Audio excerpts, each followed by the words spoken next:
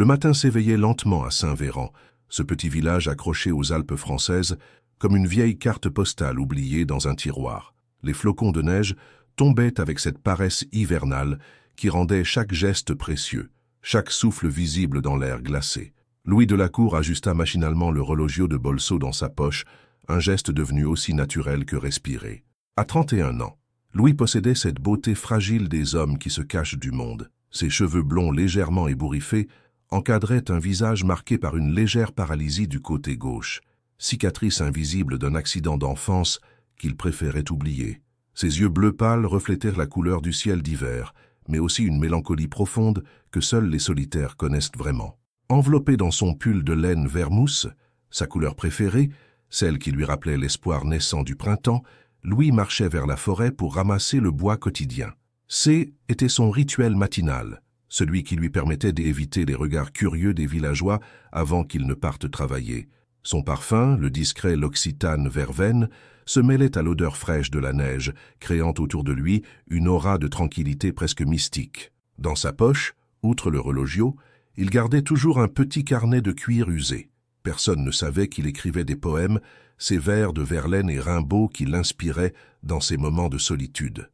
Parfois, il s'arrêtait pour noter une pensée, un sentiment, une image qui l'émouvait.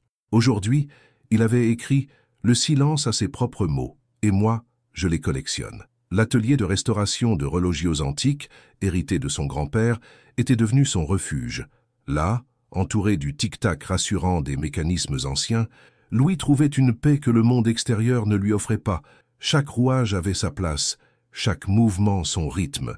Contrairement aux êtres humains, les relogios ne jugeaient pas, ne posaient pas de questions, ne détournaient pas le regard. Ce matin-là, en traversant la place du village, Louis s'arrêta net. Au centre, près de la fontaine gelée, se tenait une jeune femme qui semblait perdue dans ses pensées. Elle portait un manteau bordeaux, qui contrastait magnifiquement avec la blancheur immaculée de la neige, un foulard de laine crème noué avec élégance autour de son cou et une béret légèrement inclinée sur ses cheveux châtains aux reflets roux. Quand elle leva les yeux vers lui, Louis sentit son cœur s'arrêter, littéralement s'arrêter, comme un relogio dont on aurait oublié de remonter le mécanisme. Ses yeux verts profonds portaient une tristesse familière, mais aussi une douceur qui lui coupa le souffle. Et puis, elle sourit. Ce sourire, Louis n'avait jamais rien vu de semblable. Il n'était pas parfait, ni calculé, ni faux. Il était authentique, spontané, presque timide.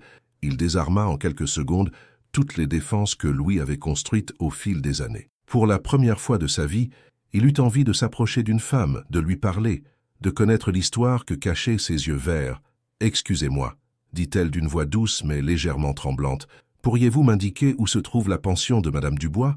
Je crois que je me suis perdu. » Louise ouvrit la bouche, mais aucun son ne sortit.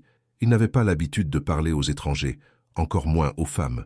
Il indiqua maladroitement la direction de la pension, à l'autre bout du village, près de L-Église. « Merci beaucoup », répondit-elle, en inclinant légèrement la tête. « Je suis Solène Bouchard. »« Louis », murmura-t-il finalement, sa voix plus rauque qu'il ne l'aurait voulu. « Louis Delacour. » Quelque chose dans la façon dont elle prononça son nom, avec cette attention particulière qu'on accorde aux choses précieuses, fit battre son cœur différemment. Elle hocha la tête, comme si elle gravait ce nom dans sa mémoire, puis se dirigea vers la pension. Louis resta planté là, au milieu de la place, regardant cette silhouette éloignée dans la neige.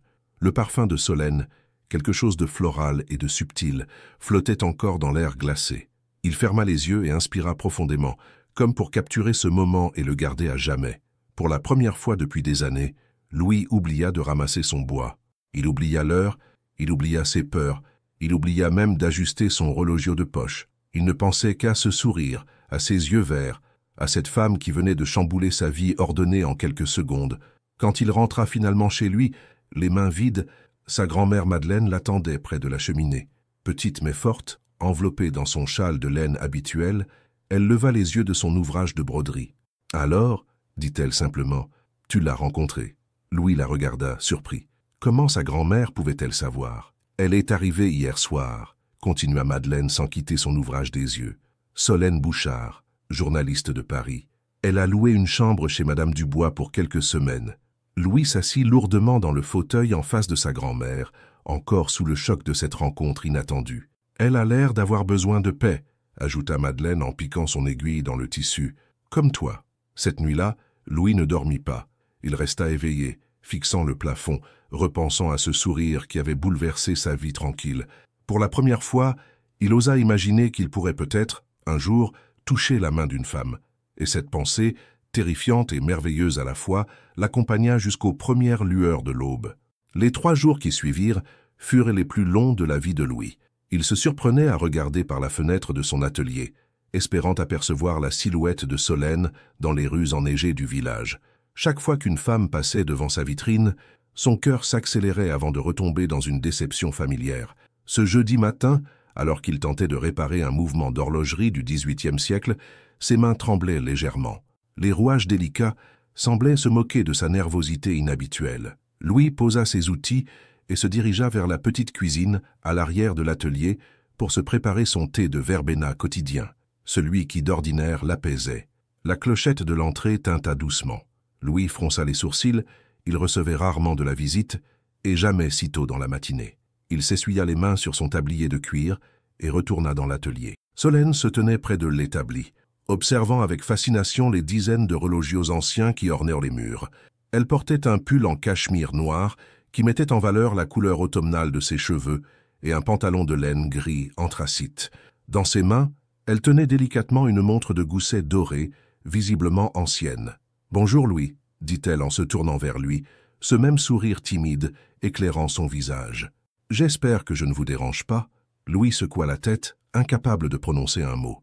La voir dans son espace personnel, entouré de ces objets qu'il chérissait, créait en lui une émotion indescriptible. « J'ai trouvé cette montre dans les affaires de mon grand-père, » continua-t-elle en lui tendant l'objet. « Elle ne fonctionne plus depuis des années. Madame Dubois m'a dit que vous étiez le meilleur horloger de la région. » Louis prit la montre avec précaution, leurs doigts s'effleurant brièvement.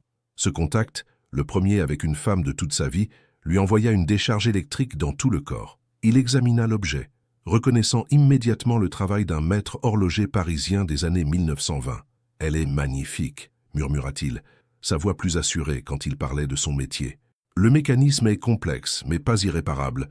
Il faudra quelques jours. » Solène hocha la tête, puis son regard s'attarda sur l'atelier. Les murs étaient couverts de relogios de toutes époques, certains tic-tacant en harmonie, d'autres silencieux, attendant leur renaissance.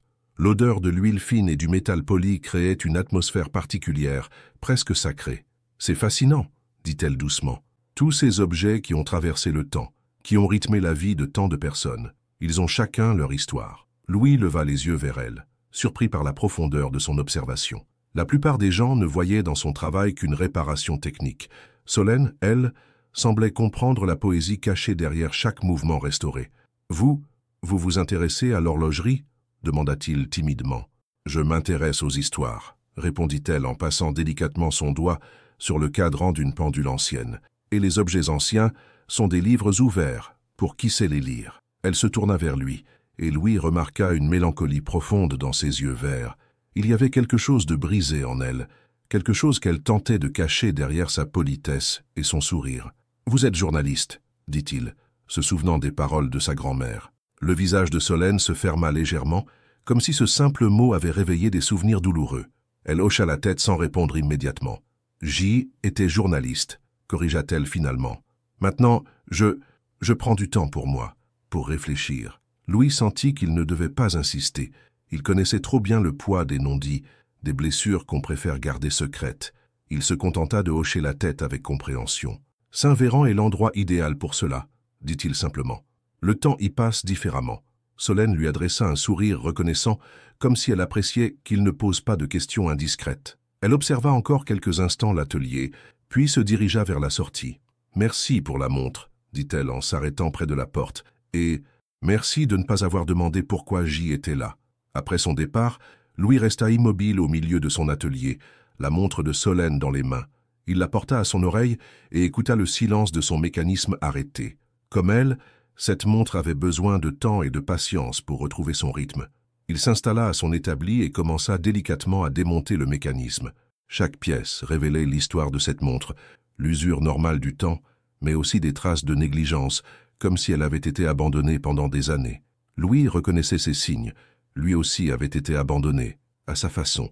En travaillant, il pensait à Solène, à sa façon de regarder les objets anciens, à la tristesse qu'elle portait comme un fardeau invisible. Il se demandait quelle histoire l'avait menée jusqu'à Saint-Véran, quelle blessure elle tentait de guérir dans ce village perdu. Pour la première fois depuis des années, Louis se sentait utile autrement que par son travail. Il avait l'impression qu'en réparant cette montre, il pourrait peut-être aider Solène à réparer quelque chose en elle. Cette pensée, aussi terrifiante qu'espoir, l'accompagna tout le reste de la journée. Le soir venu, tandis qu'il rangeait ses outils, Louis réalisa qu'il avait hâte de revoir Solène. Non pas seulement pour lui rendre sa montre, mais pour continuer cette conversation silencieuse qu'ils avaient entamée, faite de regards et de mots non dits. La neige tombait plus drue ce vendredi soir, transformant Saint-Véran en un cocon de silence ouaté. Louis venait de terminer la réparation de la montre de Solène, ses doigts encore imprégnés de l'odeur métallique des rouages anciens. Le mécanisme battait maintenant avec régularité, comme un cœur qui aurait retrouvé son rythme. Il contemplait l'objet sous la lumière dorée de sa lampe d'atelier quand des coups discrets résonnèrent à la porte. Son pouls s'accéléra. Il était près de 20 heures, bien au-delà des heures habituelles de visite. Par la fenêtre givrée, il aperçut la silhouette emmitouflée de Solène. « Pardonnez-moi de venir si tard », dit-elle en entrant, ses joues rougies par le froid. « Je n'arrivais pas à dormir, et j'ai vu de la lumière. Je me suis dit que… » Elle s'interrompit, soudain consciente de l'intimité de cette visite nocturne. Louis, troublé par sa présence inattendue, lui fit signe d'approcher de l'établi où reposait la montre réparée. « Elle est prête », murmura-t-il en lui tendant l'objet. Solène prit la montre et la porta à son oreille. Le tic-tac régulier arracha un sourire authentique à ses lèvres, le premier sourire vraiment joyeux que Louis lui voyait depuis leur rencontre. « Merci », dit-elle simplement, mais dans ce mot se cachait une reconnaissance qui dépassait la simple réparation. Un silence confortable s'installa entre eux. Solène observait l'atelier avec une attention nouvelle, comme si elle le découvrait vraiment pour la première fois. Ses yeux s'arrêtèrent sur une étagère où trônaient plusieurs relogios particulièrement anciens. « Celui-là » dit-elle, en pointant une horloge de parquet du XVIIe siècle. « Il a quelque chose de différent. » Louis suivit son regard et sourit tristement. « C était celle de mon arrière-grand-père. Elle ne fonctionne plus depuis des décennies. Grand-mère refuse que je la répare. Pourquoi ? Elle dit que certaines choses doivent rester arrêtées au bon moment. » Solène fronça les sourcils, intriguée par cette réponse énigmatique. Au même instant, la porte de communication avec la maison s'ouvrit et Madeleine apparut, portant un plateau avec 3 tasses fumantes. « Je me doutais que vous viendriez ce soir, » dit la vieille dame en s'adressant à Solène. « J'ai préparé du chocolat chaud. » Solène rougit légèrement, embarrassée d'avoir été si prévisible. Madeleine posa le plateau sur une petite table près de la cheminée et invita les 2 jeunes gens à s'asseoir. L'atmosphère changea subtilement, de l'intimité timide d'un tête-à-tête. Il passait à quelque chose de plus familial, de plus complexe. « Ça a tort », commença Madeleine en s'installant dans son fauteuil habituel. « Paris vous a déçu ?» La question, directe et sans détour, fit tressaillir Solène. Louis lança un regard d'avertissement à sa grand-mère, mais celle-ci l'ignora royalement. « Grand-mère » protesta-t-il doucement. « Laisse, Louis », dit Solène avec un soupir résigné. « Je suppose que dans un village comme Saint-Véran, les secrets ne restent pas longtemps secrets. » Elle but une gorgée de chocolat chaud avant de continuer, ses yeux perdus dans les flammes de la cheminée. « J'y étais journaliste d'investigation, » avoua-t-elle. « Je travaillais sur des affaires sensibles, des scandales politiques. J'aimais mon métier, j'y étais doué, respecté. Et puis, sa voix se brisa légèrement. Louis eut envie de tendre la main vers elle, mais n'osa pas. « Et puis quoi ?» demanda Madeleine avec une douceur inattendue. « Et puis j'ai découvert que ma propre vie était un mensonge. L'homme que j'aimais, avec qui je vivais depuis 3 ans, avait une autre famille, une épouse, des enfants. J'y étais enceinte quand je l'ai appris. » Le silence qui suivit était lourd de compassion et de douleur partagée. Louis sentit son cœur se serrer pour cette femme qui portait un fardeau si lourd. « J'ai perdu le bébé 2 semaines après avoir découvert la vérité, » continua Solène d'une voix à peine audible. « Le stress, la trahison, mon corpo a abandonné, comme moi. » Madeleine se leva et vint s'asseoir près de Solène sur le canapé. Sans un mot, elle prit les mains tremblantes de la jeune femme dans les siennes, ridées mais chaudes. « À ma petite, » dit-elle avec tendresse, « la douleur fait partie du chemin, mais elle n'est pas la destination. » Louis observait sa grand-mère avec surprise. Il ne l'avait jamais vue si douce avec une étrangère. Quelque chose dans l'histoire de Solène semblait résonner en elle de façon particulière. « Vous savez pourquoi je refuse que Louis répare cette horloge ?» demanda Madeleine en désignant l'ancienne horloge de parquet. Solène secoua la tête, intriguée par ce changement de sujet apparent. Elle s'est arrêtée le jour où ma fille, la mère de Louis, a quitté ce village. Elle avait 19 ans. Elle était enceinte et terrifiée. Son père l'avait rejetée. La communauté la jugeait. Alors elle est partie. Louis se figea. Sa grand-mère n'avait jamais parlé de sa mère en ces termes. Il avait toujours cru qu'elle était morte dans un accident. « Grand-mère », murmura-t-il, bouleversé. « Oh, elle est morte 3 ans plus tard à Marseille. Seule et malade », continua Madeleine sans quitter Solène des yeux. « Je n'ai jamais pu lui pardonner d'être partie, et je ne me suis jamais pardonné de ne pas l'avoir retenue. » Des larmes coulaient maintenant librement sur les joues de la vieille dame. « Cette horloge marque l'heure de mon plus grand regret. Alors non, je ne veux pas qu'elle remarche. Parce que certaines erreurs doivent rester présentes pour nous rappeler ce qui compte vraiment. » Solène serra les mains de Madeleine dans les siennes. « Merci de m'avoir raconté cela, » dit-elle simplement. « Vous êtes venu ici pour guérir, » répondit Madeleine, comme ma fille aurait dû le faire, comme Louis le fait depuis des années sans le savoir. Cette nuit-là, Louis ne dormit pas. Les révélations de sa grand-mère chamboulaient tout ce qu'il croyait savoir sur sa famille. Mais plus encore, il pensait à Solène, à sa douleur, à sa vulnérabilité. Pour la première fois de sa vie, il ressentait le besoin viscéral de protéger quelqu'un d'autre que lui-même. Le lendemain matin, Louis se réveilla avec une sensation étrange, comme si le monde avait légèrement basculé sur son axe pendant la nuit. Les révélations de la veille résonnaient encore dans sa tête, mêlant la douleur de découvrir la vérité sur sa mère à une compassion nouvelle pour Solène. Il se leva plus tôt que d'habitude et décida de se rendre à la boulangerie, chose qu'il n'avait pas faite depuis des mois. En traversant la place du village, il aperçut Solène assise sur le banc près de la fontaine, emmitouflée dans son manteau bordeaux. Elle tenait un carnet de cuir noir sur ses genoux et écrivait avec concentration, son souffle formant de petits nuages blancs dans l'air glacé. Louis hésita un instant, puis s'approcha timidement. « Bonjour » dit-il doucement pour ne pas la faire sursauter. Solène leva les yeux et lui sourit, ce sourire qui continuait de bouleverser Louis à chaque fois. « Bonjour, vous êtes matinal. »« Vous aussi » répondit-il en désignant le carnet. « Vous écrivez » Solène referma instinctivement le carnet, un geste protecteur que Louis reconnut immédiatement. Lui aussi cachait ses écrits. « Des pensées » dit-elle simplement. « J'ai toujours eu besoin d'écrire pour comprendre ce qui m'arrive. » Louis hocha la tête avec compréhension. « Moi aussi ai-je écrit, des poèmes, principalement. » Cette confession surprit Solène. Elle inclina la tête, intriguée. « Vraiment, vous ne me semblez pas être le genre d'homme à quoi ?» demanda Louis avec un sourire timide. « À partager ses émotions facilement. Je ne les partage pas, avoua-t-il. Je les garde dans des carnets, au fond d'un placard. Personne ne les a jamais lus. » Solène l'observa avec attention, comme si elle découvrait une facette inattendue de sa personnalité. « Pourquoi me le dites-vous, alors ?» Louis réfléchit un instant à cette question. Pourquoi, en effet? Lui qui gardait ses secrets si jalousement, voilà qu'il se confiait à cette femme qu'il connaissait à peine. « Parce que vous comprenez, » dit-il finalement. « Hier soir, quand vous avez parlé de votre douleur, j'ai reconnu quelque chose. La façon dont on peut se perdre dans sa propre vie. » Solène se poussa légèrement sur le banc, l'invitant silencieusement à s'asseoir près d'elle. Louis hésita.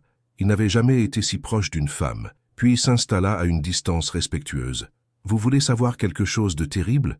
murmura Solène en regardant les montagnes au loin. « Parfois, je me demande si perdre ce bébé N était pas un soulagement.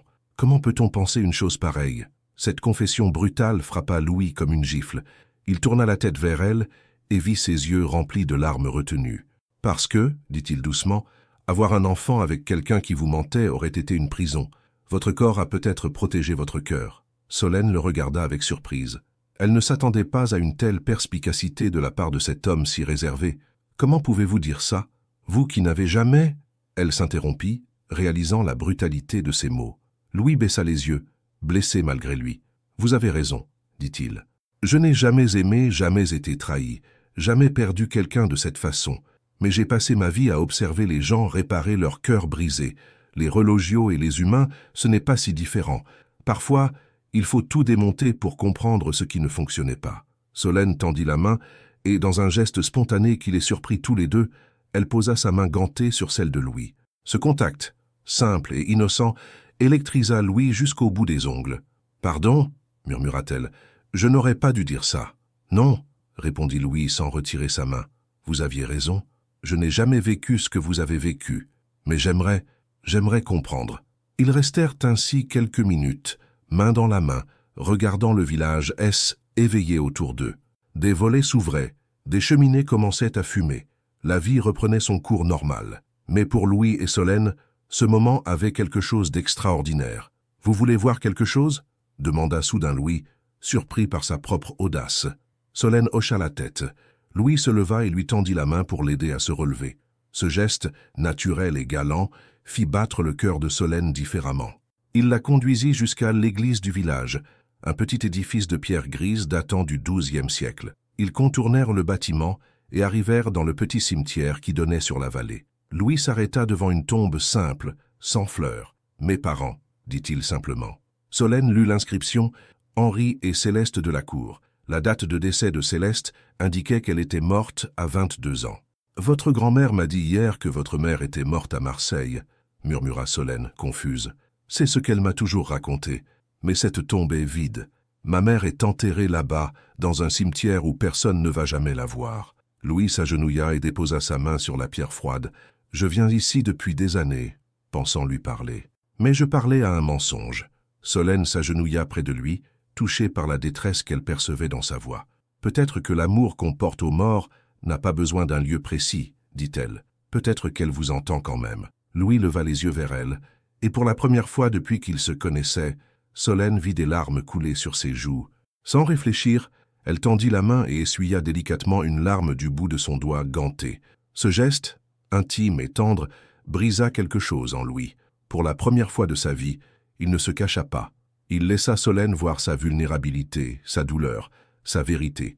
3 semaines étaient écoulées depuis leur moment au cimetière et une routine douce et cesse était installée entre Louis et Solène. Chaque matin, elle passait à l'atelier avec 2 tasses de café qu'elle achetait à la boulangerie et ils partageaient un moment de silence complice avant que Louis ne commence son travail. Elle était mise à lire dans un coin de l'atelier, installée dans un vieux fauteuil en cuir que Louis avait sorti spécialement pour elle. Ce mardi matin de février, la neige avait cessé de tomber et un timide soleil perçait à travers les nuages. Solène semblait plus détendue, ses traits moins tirés, comme si Saint-Véran commençait vraiment à la guérir. Elle portait un pull bleu marine qui faisait ressortir ses yeux verts, et Louis ne pouvait s'empêcher de la regarder à la dérobée pendant qu'il travaillait. « Louis, » dit-elle soudain, levant les yeux de son livre, « puis-je vous poser une question personnelle ?» Il hocha la tête, posant délicatement le mouvement d'horloge qu'il était en train de réparer. « Pourquoi n'avez-vous jamais quitté Saint-Véran ? Un homme de votre talent pourrait travailler n'importe où, dans les plus grands ateliers de Paris ou de Genève. » Louis réfléchit un moment à cette question qu'on ne lui avait jamais posée directement. « Parce que partir, c'est risquer de se perdre, » répondit-il finalement. « Ici, je sais qui je suis, ailleurs. C'est ailleurs, je ne serai peut-être plus moi. Ou peut-être découvririez-vous qui vous pourriez devenir, » suggéra Solène avec douceur. Avant que Louis ne puisse répondre, la clochette de l'entrée résonna violemment. Un homme en costume sombre fit irruption dans l'atelier, ses cheveux noirs plaqués en arrière, son visage marqué par une expression de colère contenue. Louis remarqua immédiatement l'alliance dorée à son annulaire. Solène se figea dans son fauteuil, son visage perdant toute couleur. « Raphaël » murmura-t-elle d'une voix étranglée. « 3 mois, Solène » dit l'homme d'une voix grave et autoritaire. « 3 mois que tu as disparu sans un mot. Tu crois que tu peux simplement t'évaporer comme ça ?» Louis se leva instinctivement, plaçant son corps entre Solène et cet intrus. Il ne comprenait pas exactement la situation, mais la terreur qu'il lisait dans les yeux de Solène lui suffisait. « Monsieur, » dit-il d'une voix qu'il voulait ferme, « vous êtes dans mon atelier. Si mademoiselle Bouchard ne souhaite pas vous parler… » Raphaël le toisa avec mépris. « Et vous êtes qui exactement? Le nouveau amoureux de ma fiancée ?»« Ex-fiancée », corrigea Solène d'une voix tremblante en se levant. « Nous ne sommes plus rien, Raphaël, plus rien depuis que j'ai découvert ta vraie vie. »« Ma vraie vie ?» Raphaël eut un rire amer. « Tu parles de ma famille ?»« Solène, tu savais dès le début que la situation était compliquée. » « Compliquée ?» La voix de Solène monta d'un cran, la colère remplaçant progressivement la peur. « Tu appelles ça compliqué d'avoir une épouse et 2 enfants cachés pendant 3 ans ?» Louis sentit son sang se glacer. La douleur dans la voix de Solène lui rappelait cruellement les confidences qu'elle lui avait faites. « Je t'aimais », continua Raphaël, ignorant complètement la présence de Louis. « Je t'aime encore. Et toi aussi tu m'aimais. Tu ne peux pas effacer 3 années comme ça. »« Si, je peux, » répliqua Solène, mais sa voix tremblait. « Surtout après ce qui s'est passé. Tu n'étais même pas là quand j'ai perdu. » Elle s'interrompit, incapable de prononcer les mots devant cet homme. « Le bébé ?» Raphaël baissa la voix, adoptant soudain un ton plus doux. « Solène, nous pouvons avoir d'autres enfants. Nous pouvons recommencer. Avec ta femme au courant, cette fois ?» La voix de Solène était maintenant glaciale. Louis observait cette confrontation avec un mélange de colère et d'impuissance. Il voyait Solène se refermer sur elle-même, redevenir cette femme brisée qu'elle était à son arrivée. « Monsieur, intervint-il à nouveau, je pense que vous devriez partir. » Raphaël se tourna vers lui, et Louis vit quelque chose de dangereux dans son regard. « Vous savez quoi, l'horloger de village? Vous ne connaissez rien de cette femme. Vous ne savez pas qu'elle est capable de mentir, de manipuler, de détruire des familles entières. Raphaël, arrête !» supplia Solène. « Tu veux savoir pourquoi elle est vraiment venue se cacher ici ?» continua Raphaël, s'adressant maintenant directement à Louis. « Parce qu'elle a publié un article sur moi, sur mon entreprise, sur ma vie privée. Elle a détruit ma réputation, ma carrière, ma famille, par vengeance. » Louis regarda Solène, cherchant une dénégation dans ses yeux. Mais il n'y trouva que de la honte et de la culpabilité. « C'est vrai ?» demanda-t-il doucement. Solène ferma les yeux, des larmes coulant silencieusement sur ses joues. « Oui, » chuchota-t-elle, « c'est vrai. J'ai tout détruit. Sa famille, son travail, tout. » Le silence qui suivit fut assourdissant. Louis sentit quelque chose se briser en lui, non pas à cause de ce que Solène avait fait, mais à cause de la douleur qu'il lisait sur son visage. « Tu vois ?» triompha Raphaël. « Elle ne t'a pas tout dit, n'est-ce pas? Ma Solène a toujours eu du mal avec la vérité. »« Sortez !» dit soudain Louis, sa voix plus ferme qu'elle ne l'avait jamais été. « Sortez de mon atelier, maintenant. » Raphaël sembla surpris par cette autorité inattendue. « Vous ne comprenez pas ?»« Si, je comprends parfaitement, » l'interrompit Louis. « Je comprends qu'un homme marié a brisé le cœur d'une femme qui lui faisait confiance. Je comprends qu'elle a réagi avec douleur et colère. Et je comprends que vous n'avez rien à faire ici. » Raphaël hésita, puis haussa les épaules. « Très bien. Mais, Solène, cette fuite en avant ne résoudra rien. Tôt ou tard, il faudra que tu reviennes dans le monde réel. » Après son départ, l'atelier sembla soudain trop petit, trop silencieux. Solène était recroquevillée dans son fauteuil, le visage caché dans ses mains. « Solène, » dit doucement Louis. « Ne dites rien, » murmura-t-elle. « S'il vous plaît, ne dites rien. Je sais ce que vous pensez de moi maintenant. » Louis s'approcha et s'agenouilla devant son fauteuil. Avec une tendresse infinie, il écarta délicatement ses mains de son visage. « Je pense, » dit-il en la regardant droit dans les yeux, « que vous êtes humaine et que l'amour peut nous rendre fous de douleur. » La nuit était tombée sur Saint-Véran depuis longtemps, mais ni Louis ni Solène n'avaient bougé de l'atelier.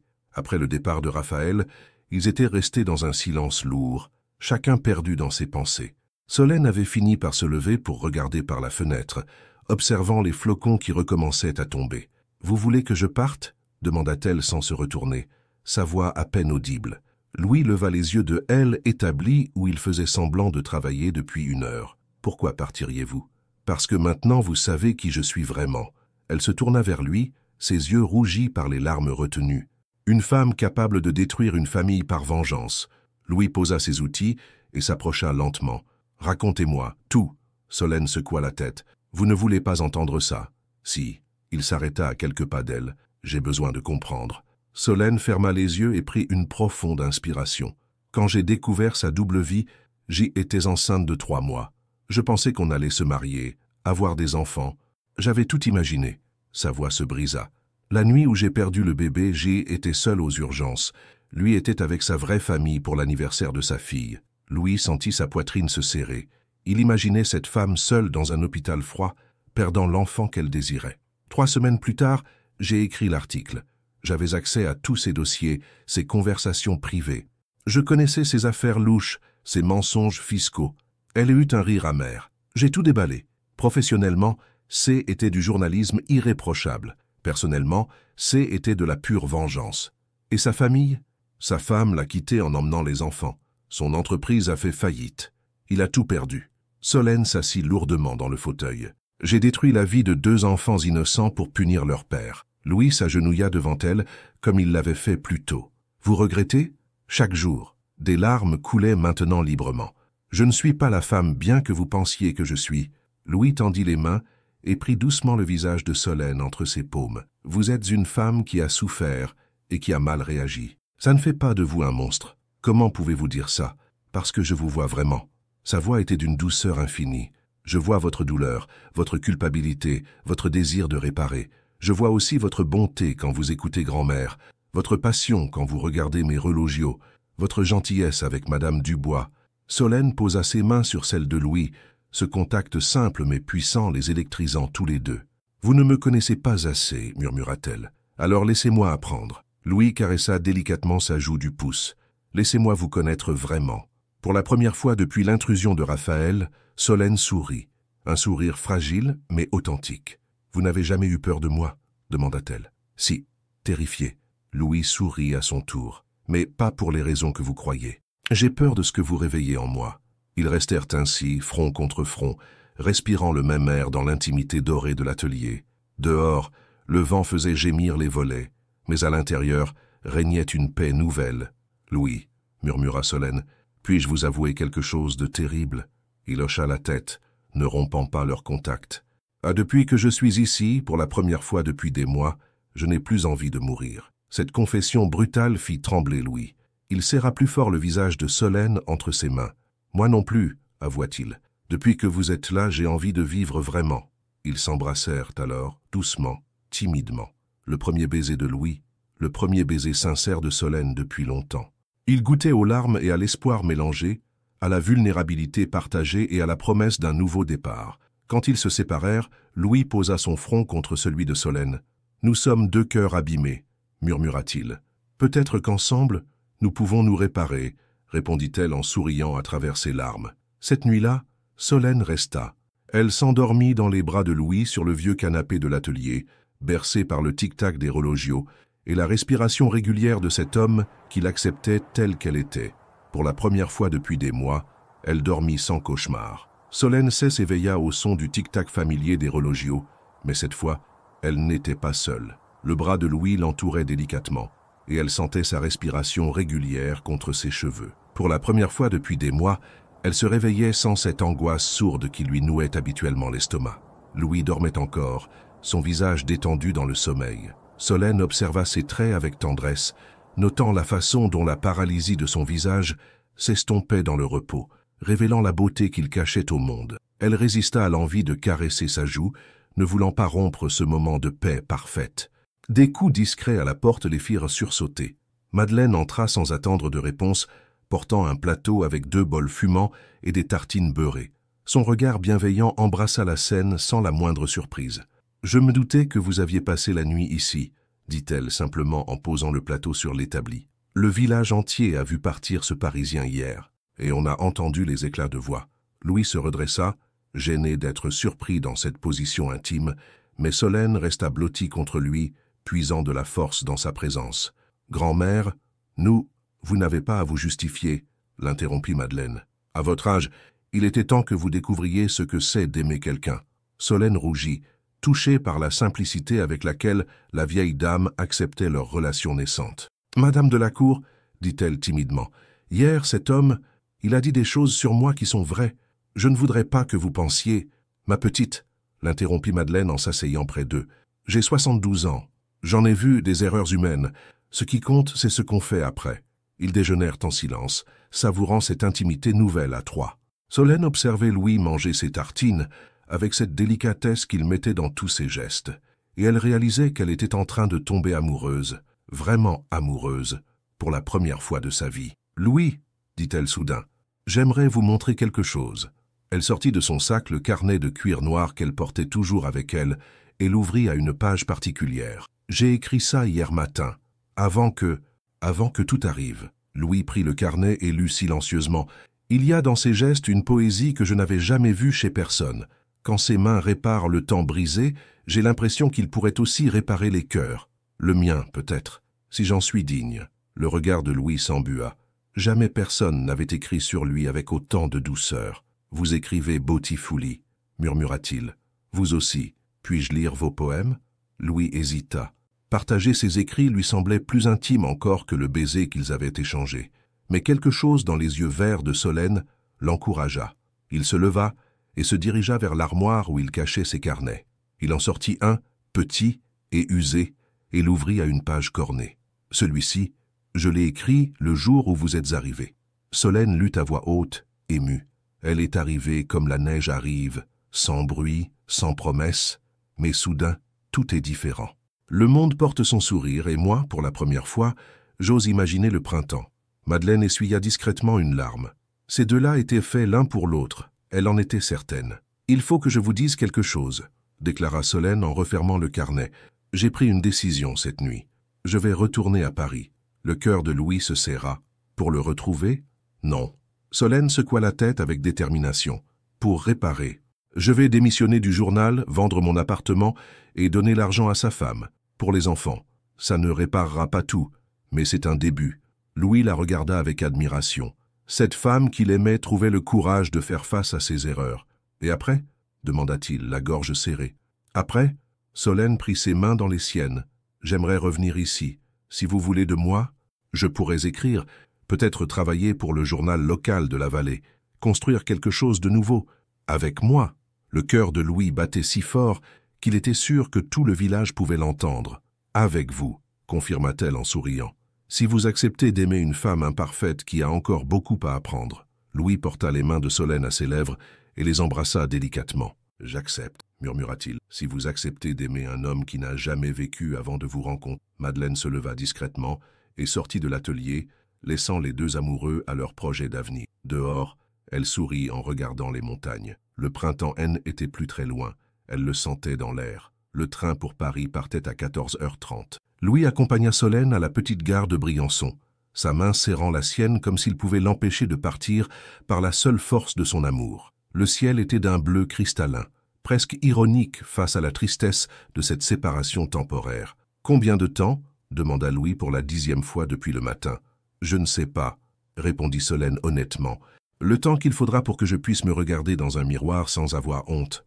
Ils s'arrêtèrent sur le quai, face au train qui crachait déjà sa vapeur blanche dans l'air froid. Solène portait son manteau bordeaux, celui-là même qu'elle avait le jour de leur rencontre, et Louis eut la sensation douloureuse que tout recommençait à zéro. « Et si elle refuse votre argent ?» demanda-t-il. « Et si elle ne veut pas vous pardonner ? Alors j'aurai essayé. » Solène caressa tendrement sa joue. « C'est déjà plus que ce que j'ai fait ces derniers mois. » Dans sa poche, Louis sentait le poids du petit paquet qu'il avait préparé pour elle. Il l'en sortit avec hésitation. « C'est pour vous ?» dit-il en lui tendant un écrin de velours usé. Solène l'ouvrit et découvrit une délicate montre de gousset en argent, gravée de motifs floraux. Elle était ancienne mais parfaitement restaurée, et son tic-tac régulier résonnait comme un cœur qui bat. « Elle appartenait à ma mère », expliqua Louis. « Grand-mère me l'a donnée ce matin. Elle dit que vous en avez plus besoin que moi. »« Louis, je ne peux pas. »« Si. » Il referma délicatement ses doigts sur l'objet. « Comme ça, où que vous soyez, vous aurez un peu de Saint-Véran avec vous, et un peu de moi. » Solène sentit les larmes monter. « Promettez-moi que vous ne m'oublierez pas. »« Impossible, » murmura Louis en l'attirant contre lui. « Vous avez réparé quelque chose en moi que je croyais cassé à jamais. » Le contrôleur annonça le départ imminent. Autour d'eux, les voyageurs s'affairaient, portant leurs bagages, embrassant leurs proches. Mais Louis et Solène semblaient figés dans une bulle de temps suspendue. « J'ai peur, » avoua Solène contre son épaule. « De quoi ? De ne pas être assez forte. De tout gâcher encore une fois. » Louis prit son visage entre ses mains, la regardant intensément de ses yeux bleus pâles. « Vous êtes la femme la plus courageuse que je connaisse, » dit-il avec conviction. « Vous auriez pu rester cachée ici, mais vous choisissez d'affronter vos erreurs. C'est ça, le vrai courage. » Le train siffla. Plus de temps. « Louis, » dit Solène précipitamment, « si je ne reviens pas, vous reviendrez. »« Mais si, vous reviendrez, » répéta-t-il avec une certitude qui la bouleversa. « Parce que votre place est ici, avec moi, avec nous. » Ils s'embrassèrent une dernière fois, un baiser désespéré qui goûtait aux promesses et aux au revoir. Quand ils se séparèrent, Solène monta dans le train sans se retourner, sachant que si elle voyait le visage de Louis, elle n'aurait plus la force de partir. De sa fenêtre, elle le regarda rapetisser sur le quai, jusqu'à n'être plus qu'une silhouette solitaire dans son pull vert mousse. Elle serra la montre contre son cœur et ferma les yeux. Le voyage vers Paris lui parut interminable. Solène alternait entre la détermination et l'angoisse. relisant les messages d'encouragement que Louis avait glissés dans ses bagages. De petits mots doux écrits sur des bouts de papier. « Votre courage m'inspire. Je vous attends. Vous n'êtes plus seul. » En arrivant gare de Lyon, Solène fut frappée par le contraste violent entre le calme de Saint-Véran et l'agitation parisienne. Les klaxons, la foule, l'odeur des échappements, tout lui semblait agressif après des semaines de paix montagnarde.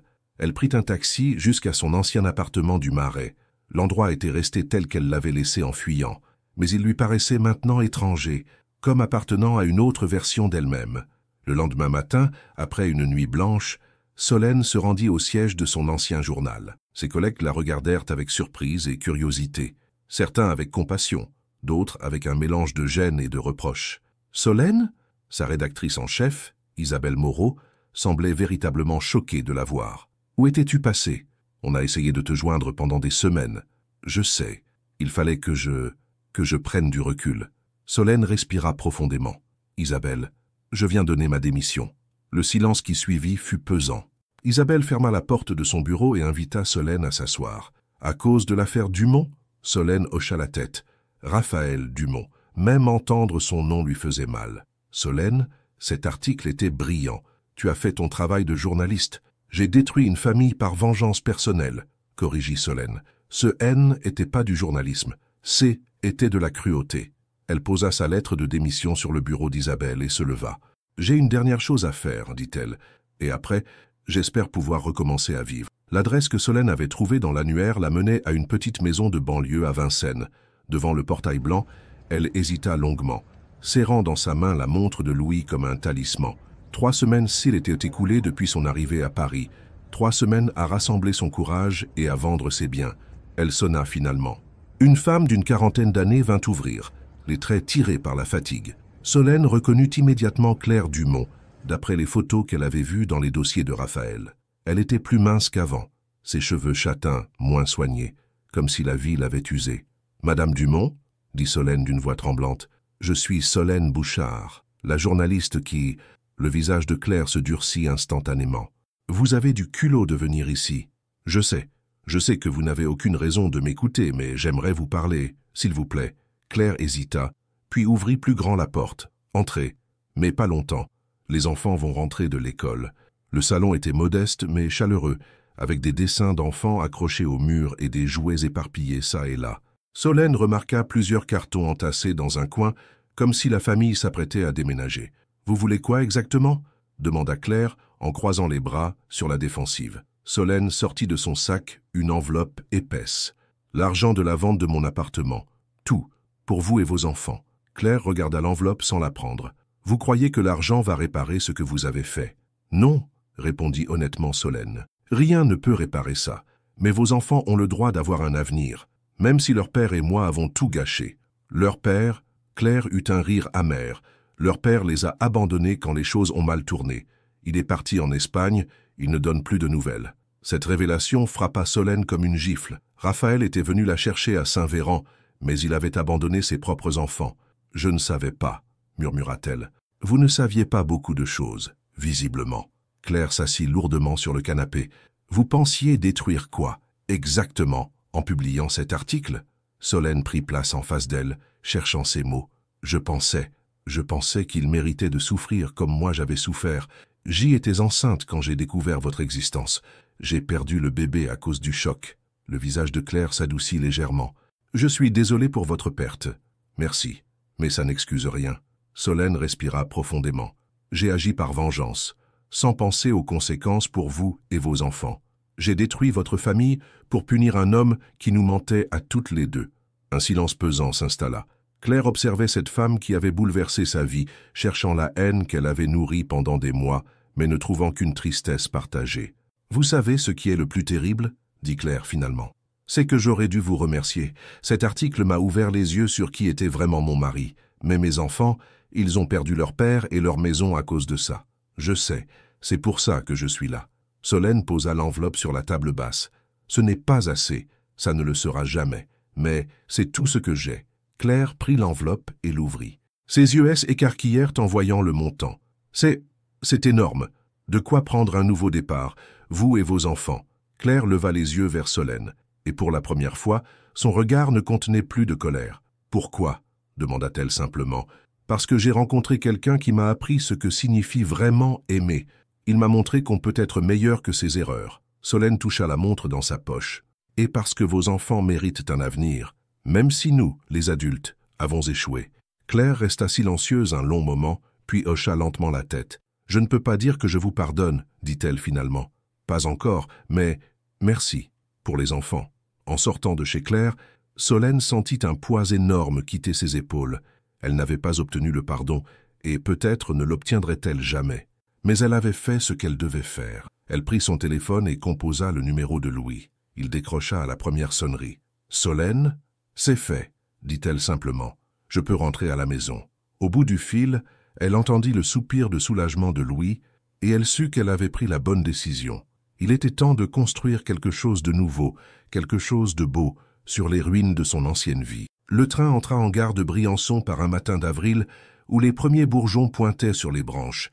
Solène serra la poignée de sa valise, son cœur battant si fort qu'elle crut qu'il allait exploser. 2 mois qu'elle était partie, 2 mois qui lui avaient paru une éternité. Sur le quai, Louis l'attendait dans son pull vert mousse, plus mince qu'à son départ, comme si son absence l'avait rongé de l'intérieur. Quand leurs regards se croisèrent, le temps sembla s'arrêter, exactement comme le jour de leur première rencontre, mais cette fois, ils couraient l'un vers l'autre. « Vous m'avez manqué » murmura Louis contre ses cheveux quand ils s'enlacèrent, ne se souciant pas des regards des autres voyageurs. « Vous aussi » répondit Solène, respirant son odeur familière, ce mélange de verveine et d'huile de montre qui était devenu son parfum de bonheur. Le trajet de retour vers Saint-Véran se fit dans un silence complice, leurs mains entrelacées, rattrapant le temps perdu par de simples caresses. Solène observait les montagnes qui se rapprochaient et se sentait vraiment rentrer chez elle. « Comment s'est passée votre rencontre avec Claire Dumont ?» demanda finalement Louis, difficilement, mais nécessairement. Solène lui raconta tout, la confrontation, l'argent donné, le pardon partiel. Louis écouta sans l'interrompre, admirant encore une fois le courage de cette femme qu'il aimait. « Et maintenant » demanda-t-il quand elle eut terminé. « Maintenant, j'aimerais écrire, des livres, peut-être, ou pour le journal de la vallée, comme nous en avions parlé. » Elle se tourna vers lui. « Et vous, qu'avez-vous fait pendant mon absence ?» Louis sourit mystérieusement. « J'ai eu beaucoup de temps pour réfléchir, et pour travailler sur un projet. » En arrivant devant l'atelier, Solène remarqua immédiatement les changements. La vitrine avait été refaite, plus moderne, et une enseigne toute neuve brillait au soleil. Delacour, un associé. Restauration d'horlogerie et d'écriture. « Louis, » souffla-t-elle émue, « j'ai pensé que nous pourrions travailler ensemble. Moi les relogios, vous les mots. Qu'est-ce que vous en dites ?» Pour toute réponse, Solène l'embrassa passionnément sur le pas de la porte. À l'intérieur, l'atelier avait été réaménagé. À côté de l'aile établie de Louis, trônait maintenant un bureau ancien avec une machine à écrire vintage et une vue parfaite sur les montagnes. « Il y a autre chose », dit Louis en la conduisant vers l'horloge de parquet de son arrière-grand-père. Solène l'observa et remarqua qu'elle fonctionnait de nouveau, son balancier oscillant régulièrement. « Vous l'avez réparé ? Grand-mère me l'a demandé le lendemain de votre départ. Elle m'a dit qu'il était temps d'arrêter de vivre dans les regrets du passé et de se concentrer sur le temps présent. » Comme convoquée par leur voix, Madeleine apparut, portant son éternel châle de laine, mais avec un sourire radieux. « Ma petite Solène !» Elle serra la jeune femme dans ses bras avec une tendresse maternelle. « J'ai préparé votre plat préféré pour ce soir, la ratatouille de Louis. » Solène rit à travers ses larmes. Cette famille, choisie et non imposée, était exactement ce dont elle avait rêvé sans oser l'espérer. Le soir venu, ils dînèrent tous les trois dans la petite cuisine, parlant de projets d'avenir, de rénovations à faire, d'articles à écrire. Solène raconta Paris, ses démarches, ses difficultés. Louis partagea ses découvertes sur l'histoire de sa famille, les lettres de sa mère que Madeleine avait finalement accepté de lui montrer. « Elle vous aurait aimé », dit Madeleine à Solène en regardant une photo jaunée. Elle aussi avait cette force tranquille, cette capacité à réparer les cœurs brisés. Plus tard, quand Madeleine fut montée se coucher, Louis et Solène restèrent seuls dans l'atelier. Solène s'installa à son nouveau bureau et commença à écrire, tandis que Louis travaillait sur un mouvement d'horloge, particulièrement délicat. « Qu'est-ce que vous écrivez ?» demanda-t-il au bout d'un moment. « Notre histoire », répondit Solène sans lever les yeux. « L'histoire d'un homme qui réparait le temps et d'une femme qui avait besoin qu'on répare le sien. » Louis posa ses outils et s'approcha d'elle. Il lut par-dessus son épaule les premières lignes. Il y a des rencontres qui changent le cours d'une vie. La mienne a basculé un matin d'hiver, dans un petit village perdu des Alpes, quand j'ai croisé le regard de l'homme le plus doux du monde. « C'est beau », murmura-t-il en embrassant sa nuque. « C'est vrai », corrigea-t-elle en se retournant pour le regarder. « Tout est vrai. L'amour, la guérison, la seconde chance. Tout. » Cette nuit-là, ils s'endormirent ensemble dans le lit de Louis, bercés par le tic-tac régulier des relogios et la promesse d'un avenir qu'ils construiraient ensemble, une seconde à la fois. Dehors, Saint-Véran dormait paisiblement sous les étoiles, gardien silencieux de leur amour retrouvé. Et dans l'atelier, l'horloge de l'arrière-grand-père continuait de marquer le temps, non plus celui du regret, mais celui de l'espoir. Finn, et vous, croyez-vous que l'amour véritable peut guérir les blessures les plus profondes de l'âme? Louis n'avait jamais touché une femme, portant traumatisme et insécurité pendant des années. Solène est arrivée le cœur brisé par la trahison et la perte d'un enfant. Tous deux ont trouvé dans le petit village de Saint-Véran non seulement un refuge, mais la guérison, l'un par l'autre. Avez-vous déjà vécu un amour qui vous a complètement transformé? Qui vous a fait croire à nouveau aux secondes chances? Ou peut-être connaissez-vous quelqu'un qui a trouvé l'amour véritable dans les moments les plus sombres de sa vie? Votre participation à la chaîne est très importante, s'il vous plaît. Laissez votre avis dans les commentaires. Merci d'avoir regardé. Vos réactions sont très importantes pour notre travail. Laissez-nous un commentaire pour nous dire ce que vous pensez et d'où vous regardez. N'oubliez pas de vous abonner à la chaîne et d'activer les notifications pour ne rien manquer. Votre participation est très importante pour la poursuite de notre travail, alors partagez-la avec ceux qui aimeront cette histoire.